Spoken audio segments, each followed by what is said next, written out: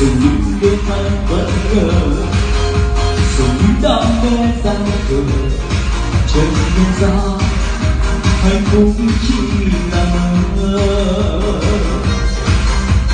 Có đêm anh trông nhận và sống đi bao ngàn lần, chỉ có đôi khi tiếng yêu đã bên thân gần. Rồi những bước xanh trong ta, rồi những đam mê vội vã, rồi ngày mai là chân nhau vun vã.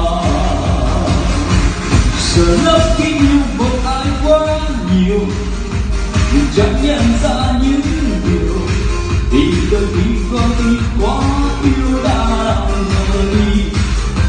Chỉ sợ lúc nhớ anh sẽ quay trở lại, sợ những cảm giác lỡ dài, sợ ta thấy anh từ lại nên mới quay lại, sợ ta thấy anh thương hại nên mới quay lại.